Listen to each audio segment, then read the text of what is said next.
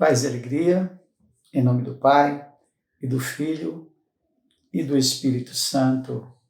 Amém. Ao iniciarmos esse nosso quarto vídeo,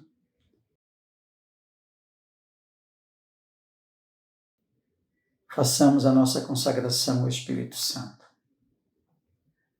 Espírito Santo, por vossa inspiração, eu possa conhecer a vontade do Pai e fortalecer-me no seu incondicional e amoroso cumprimento, a fim de que eu seja sempre radiante manifestação do seu amor. Muito bem, meus irmãos, com o que já vimos até agora, já é possível nós termos uma noção da profundidade da oração do credo na nossa Igreja Católica. Essa oração, meus irmãos, nos revela a força salvadora e redentora de Jesus e da presença discreta, mas decisiva do Espírito Santo, conforme está escrito aqui no parágrafo 484 do Catecismo da Igreja Católica. A resposta divina à sua pergunta: como acontecerá isso, se eu não conheço homem algum? É dada pelo poder do Espírito. O Espírito Santo descerá sobre ti. Então, em cima desse texto que nós acabamos de rezar, desse parágrafo, o que será que significa essa expressão concebido pelo poder do Espírito Santo?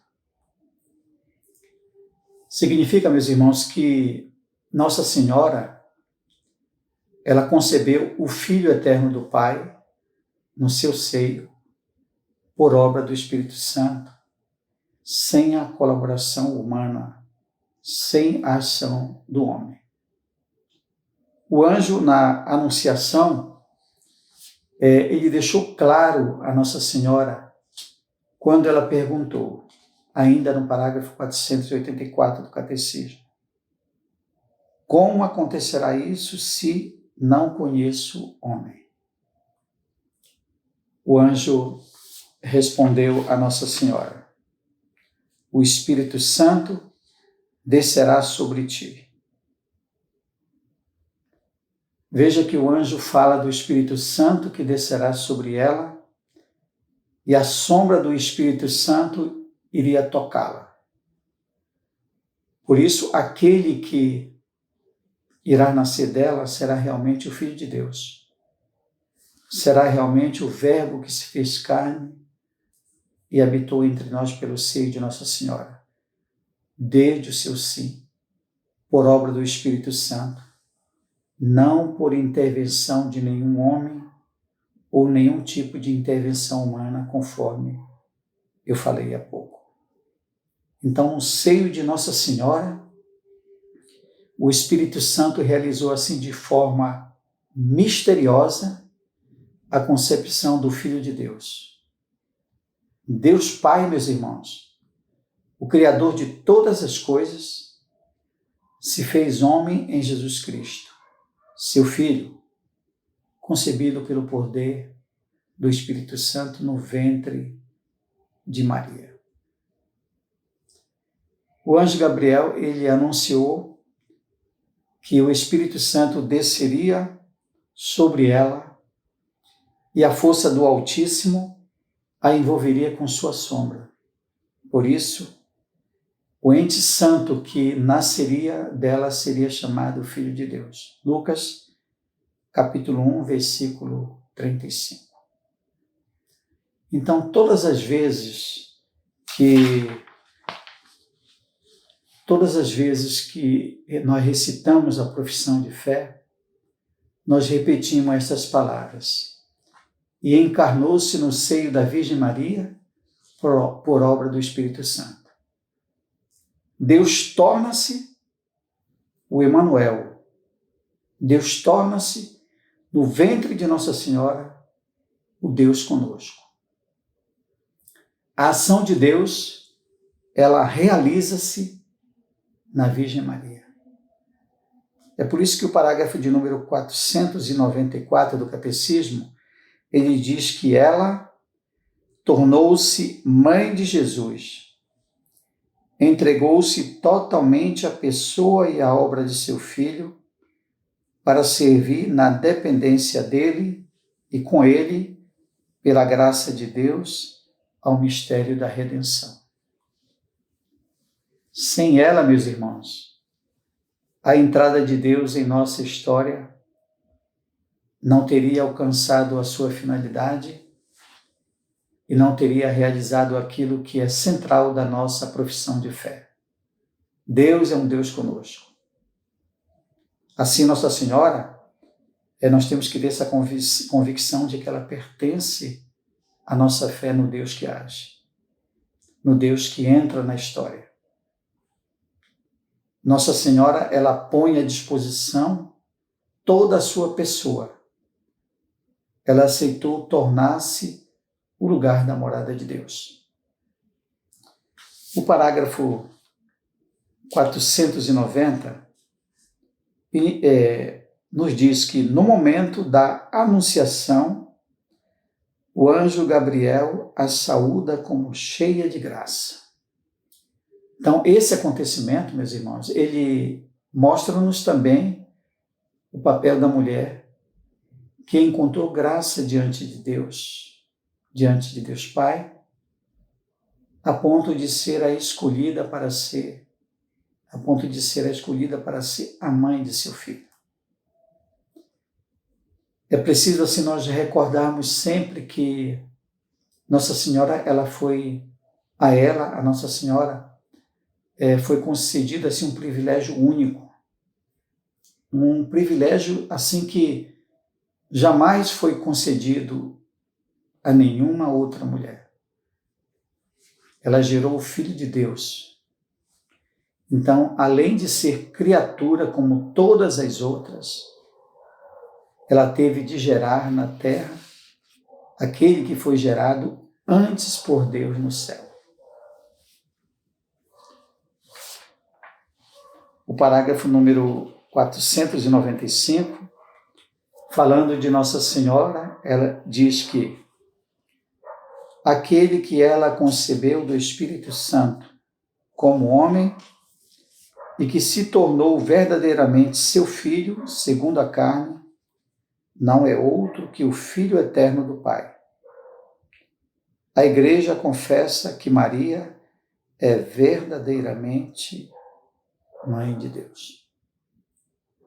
Portanto, Jesus é totalmente Filho do Pai, ao mesmo tempo em que ele é filho de Nossa Senhora. Essa é a verdadeira mãe de Jesus. Veja que a humanidade de Cristo vem da humanidade de Nossa Senhora, de uma maneira que não nos foi dado conhecer. Amigos, não é difícil nós aceitarmos de que modo Nossa Senhora ela possa ser chamada a verdadeira Mãe de Deus. Não é difícil nós aceitarmos isso. Mas a dificuldade ela surge quando nós buscamos compreender de que modo ela pode ser chamada Mãe de Deus, pois, à primeira vista, não se vê bem de que modo Deus possa ser aqui gerado. Nossa Senhora, ela não é denominada a Mãe de Deus no sentido de que ela houvesse gerado a natureza divina de Cristo, mas sim no sentido de que ela gerou a humanidade do Filho de Deus na sua pessoa divina. O sujeito da geração e da filiação não é a natureza, mas sim a pessoa. E a pessoa de Jesus, unida à natureza humana, que veio através da Virgem Maria desde o primeiro instante da concepção. É a pessoa de Jesus, essa pessoa que foi unida à sua natureza humana. Repetindo, essa pessoa, ela é divina. Então, Nossa Senhora, ela concebeu realmente e deu à luz, segundo a sua carne, a pessoa divina de Cristo, que é a única pessoa que há nele. E por isso, ela deve ser chamada com toda a propriedade a Mãe de Deus. Não importa, meus irmãos, que ela não tenha concebido a natureza divina do Filho de Deus. Se nós formos ver, na verdade, nenhuma mãe concebe a alma de seu filho, já que a natureza divina subsiste em Jesus desde a eternidade e é, por conseguinte, anterior à existência de Nossa Senhora. Se, por exemplo, nós formos perguntar para uma pessoa se ele ou ela é filho ou filha de sua mãe, se esta for verdadeiramente a sua mãe, a mãe dele ou dela, certamente essa pessoa nos olhará com espanto.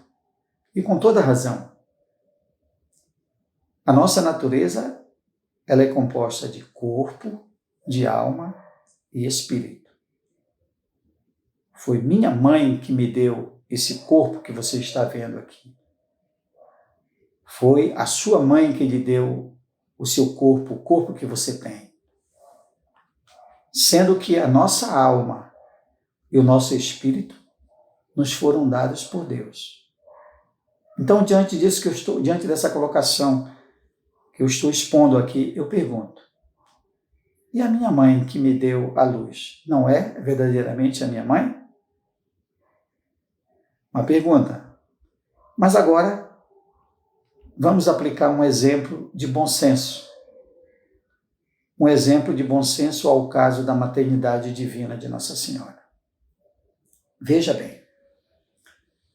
Como eu dizia anteriormente, há em Jesus duas naturezas, a humana e a divina, constituindo uma só pessoa, a pessoa de Jesus. Nossa Senhora, ela é a mãe desta pessoa, dando a ele somente a parte material, como também a nossa mãe faz. O espírito e a alma de Jesus não vieram de Nossa Senhora, vieram de Deus. Então, assim como a nossa mãe não é mãe do nosso corpo, mas mãe da nossa pessoa, assim também Nossa Senhora é mãe de Jesus, mas ela não é a mãe de Deus na eternidade, mas é a mãe de Jesus, sendo que o próprio Jesus é Deus. Consequentemente, meus irmãos, ela é a mãe de Deus. Eu acho que está dando para vocês acompanharem, né? Eu estou falando assim de maneira bem pausada, para que a gente possa acompanhar e também ao mesmo tempo ir refletindo. Então basta apenas um pequeno raciocínio para reconhecermos como necessária a maternidade divina de Nossa Senhora.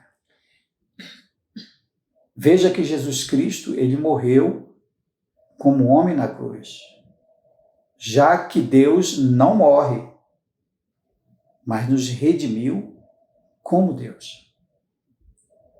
Ora, meus irmãos, a natureza humana e divina de Jesus, ela não pode ser separada, porque não existiria a redenção se Jesus Cristo tivesse morrido apenas como homem. Logo, Nossa Senhora é a mãe de nosso Senhor. Mesmo não sendo mãe da divindade de Cristo, ela é a mãe de Deus. Pois nosso Senhor, como disse anteriormente, é Deus. Agora, se nós negarmos a maternidade divina de Nossa Senhora, nós teremos também que negar a nossa própria redenção. Agora, eu vou repetir tudo novamente, mesmo sendo prolixo, porque para que fique assim bem claro para nosso entendimento. Nossa Senhora, ela concebeu uma pessoa. Todas as mães, e como a pessoa de Jesus Deixa eu repetir. A Nossa Senhora, ela concebeu uma pessoa como todas as mães. E como a pessoa de Jesus não era humana, mas divina, é lógico que Maria concebeu, segundo sua carne, a pessoa divina de Cristo. E é, portanto, real e verdadeiramente a Mãe de Deus, pois ela concebeu e deu à luz a segunda pessoa da Santíssima Trindade, ainda que não em relação à sua natureza divina. Veja que aquele que foi gerado desde toda a eternidade, assim, por Deus Pai, é o mesmo que foi depois gerado no tempo pela mãe. Mas aquele que foi gerado desde toda a eternidade pelo Pai é Deus. Portanto, também o que foi gerado no tempo pela mãe, por Nossa Senhora, é Deus também. Porém, mais clara e mais explícita é a expressão de Santa Isabel, a mãe de João Batista, que, inspirada pelo Espírito Santo, quando respondendo à saudação de Nossa Senhora, ela disse cheia de admiração. Parágrafo 495 do Catecismo da Igreja Católica. Falando de Nossa Senhora, Santa Isabel diz que aquele que ela concebeu do Espírito Santo como homem e que se tornou verdadeiramente seu filho segundo a carne, não é outro que o Filho eterno do Pai. A Igreja confessa que Maria é verdadeiramente a Mãe de Deus. Então, meus irmãos, ela é verdadeiramente a Mãe de Deus. Então, o parágrafo 495, ainda falando do parágrafo 495, tem a expressão: como me é dado que a mãe de meu Senhor me venha visitar. Lucas, capítulo 1, versículo 43. Então, essa expressão, meu Senhor, é sinônimo de Deus. Já que em seguida, Santa Isabel, ela diz, se cumprirão em ti todas as coisas que te foram ditas da parte do Senhor. Ou seja, da parte de Deus. Isabel, portanto, inspirada pelo Espírito Santo, proclamou explicitamente que a sua prima, a Virgem Maria, é verdadeiramente a Mãe de Deus. Meus irmãos, para salvar a humanidade, o Messias prometido no Antigo Testamento, ele precisava ser Deus e homem ao mesmo tempo. Para poder ser o mediador entre Deus e todos nós e poder oferecer à justiça divina uma reparação humana, mas de valor infinito, que só o Senhor pode oferecer. A Igreja, ela ensina-nos que Jesus foi concebido por obra e graça do Espírito Santo no seio da Virgem Maria, pois isso foi revelado por Deus. O Espírito Santo descerá sobre ti e a força do Altíssimo te envolverá com a sua sombra. Por isso, o ente santo que nascer de ti será chamado Filho de Deus. Lucas, capítulo 1, versículo 35. Deus escolheu Nossa Senhora para ser a mãe de seu filho. E esse terceiro artigo do credo nos coloca diante do grande e extraordinário mistério que nós celebramos no tempo do Natal. Por obra do Espírito Santo, o Filho de Deus encarna-se no seio da Virgem Maria. E este é um anúncio sempre novo, que traz para todos muita esperança e alegria ao nosso coração. Porque nos dá, meus irmãos, a certeza de que, não obstante, muitas vezes nos sentimos frágeis, pobres, incapazes diante da dificuldade e diante principalmente do mal que acontece no mundo. Contudo, meus irmãos, o poder de Deus, ele age sempre e realiza maravilhas precisamente na fragilidade. A sua graça, como nos diz a palavra de Deus, é a nossa força. No parágrafo 501 do Catecismo, a Igreja nos ensina: Jesus é o Filho único de Maria, mas a maternidade espiritual de Maria estende-se a todos os homens que ele veio salvar. Ela gerou seu filho, do qual Deus fez o primogênito numa multidão de irmãos, isto é, entre os fiéis, para cujo nascimento e educação ela coopera com o amor materno. Então, este texto, ele trata sobre a maternidade espiritual da Virgem Maria na vida de todos nós, na vida de todo homem, de toda mulher. Essa maternidade espiritual nos foi concedido quando ao pé da cruz de Jesus estava Nossa Senhora em companhia do apóstolo João. E foi nesse momento que Jesus, olhando para João, disse a Nossa Senhora: eis aí o teu filho. E disse a João: eis aí a tua mãe. João representava ali cada um de nós. No apóstolo João estava cada irmão amado que Jesus acabava de resgatar com o preço de seu sangue. Podemos até dizer que a maternidade espiritual de Nossa Senhora foi um testamento de Jesus escrito com letras de sangue.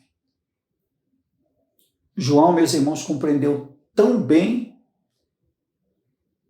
essas palavras de Jesus que de imediato levou Nossa Senhora para a sua casa. E é isso que cada um de nós tem de fazer também. Levar Nossa Senhora como mãe para a nossa casa, muito agradecidos a Jesus e a ela. Que momento extraordinário, que cena transcendente e maravilhosa essa doação ao pé da cruz de Jesus.